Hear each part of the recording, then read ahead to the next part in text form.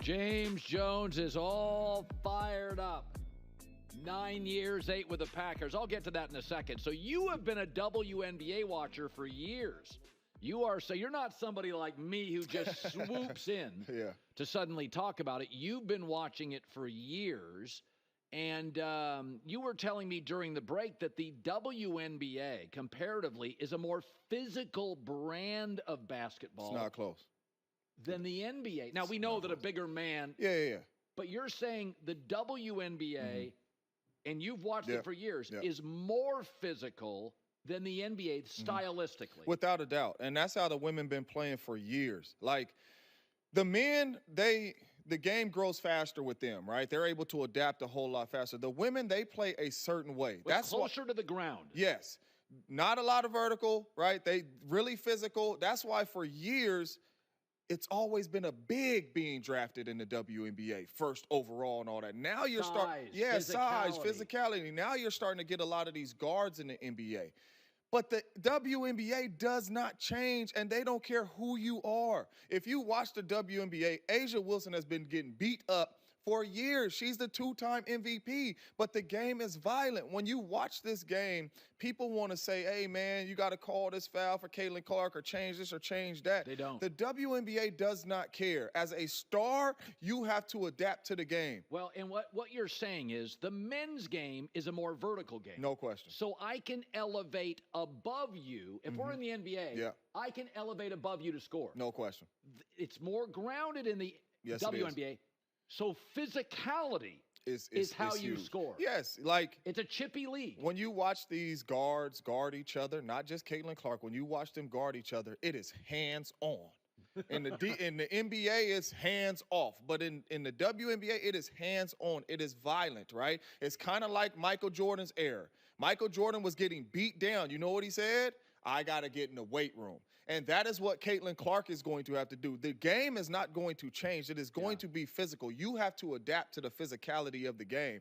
Now, once your team gets better, like a Paige comes to your team, if you keep on losing and get the first overall pick, you get Paige out of UConn. Now you have another guard that can help you. You're not going to have a lot of attention. That will help you. But the physicality of the basketball game in the WNBA is old school football. It is old school 90s basketball. It is really physical and really violent. And you can't change it. To be honest with you, to me, that's what makes the WNBA. Well, what's happened to the NBA, not only the European effect, infusion. But when they took away the hand check, the NBA guards are so twitchy and quick.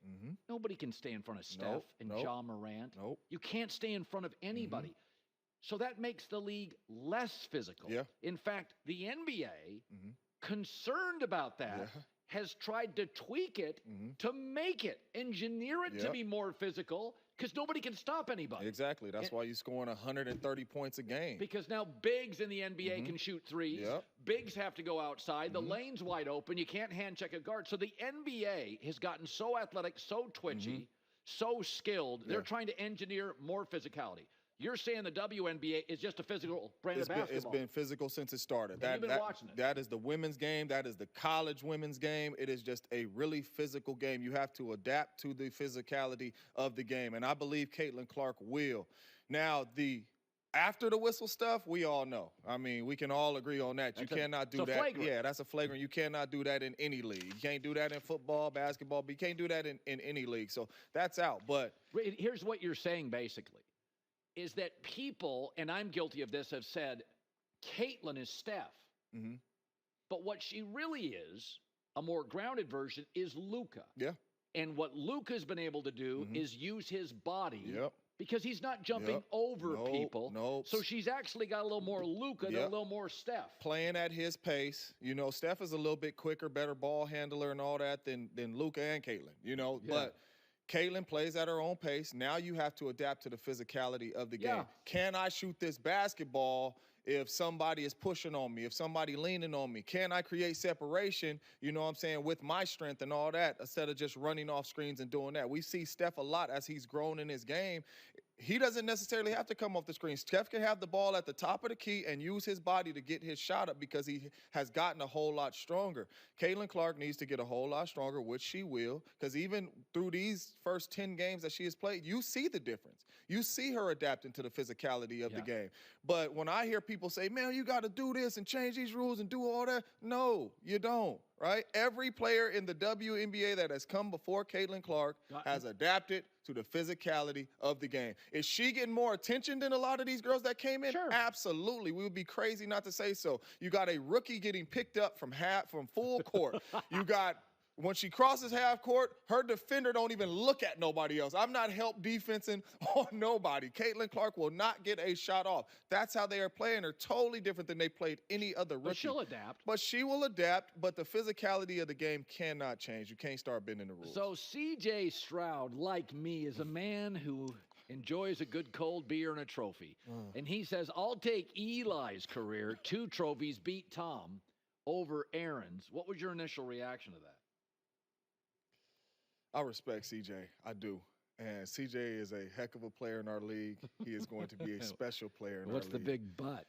But with all due respect to Eli Manning, because I believe Eli Manning was a good quarterback in our league, you cannot mention Aaron Rodgers' name in the same sentence you mention Eli Manning's name.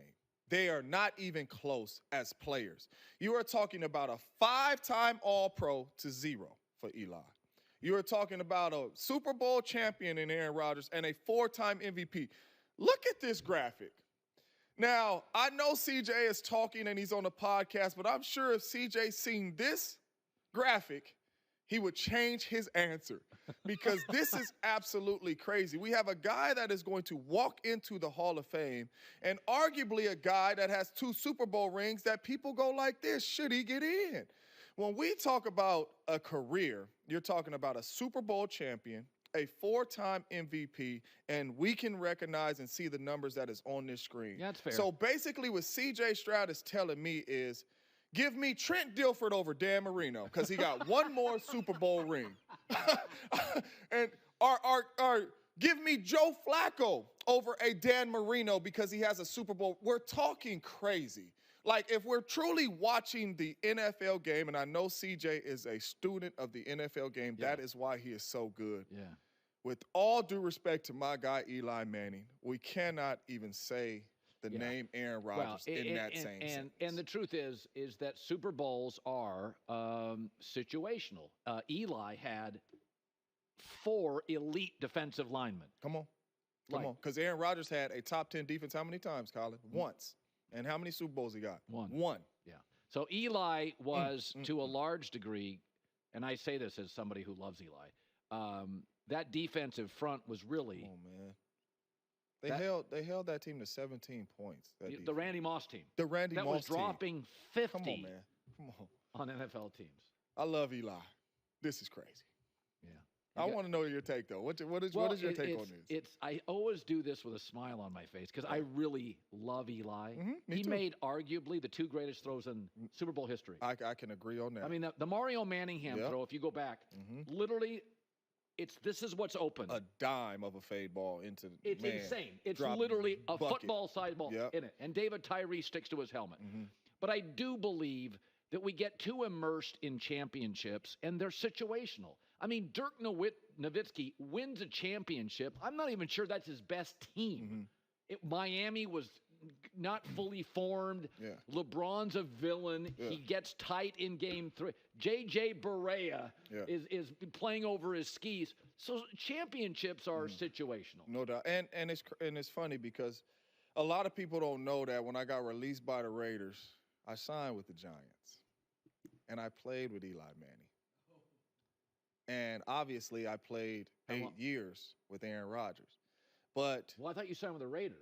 I signed with the Raiders 2014. After that season, I got released. And I signed with the Giants.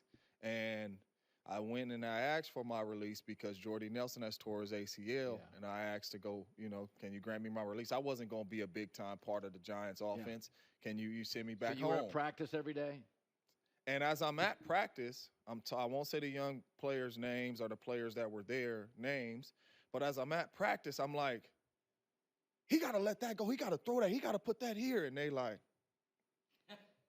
he ain't 12. Like, you trying to have him do 12 things. He's not 12. But that's from everybody else's eyes. My own 2 eyes being in that huddle with Eli Manning, it's not close. That's all I'm going to say. It's not close. You could say more. It is not. It is not close. Aaron Rodgers and Eli Manning, with all due respect, should not even be in the same conversation with each other as of careers. I think that's fair. Gosh, leash.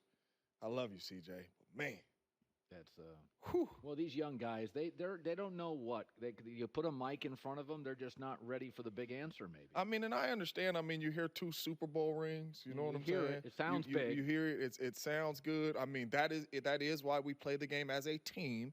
You know what I'm saying? To win Super Bowls. Yeah. But you talking about 4 MVPs, a Super Bowl. It's not like he hasn't won any. A Super Bowl champion, 5 All-Pros.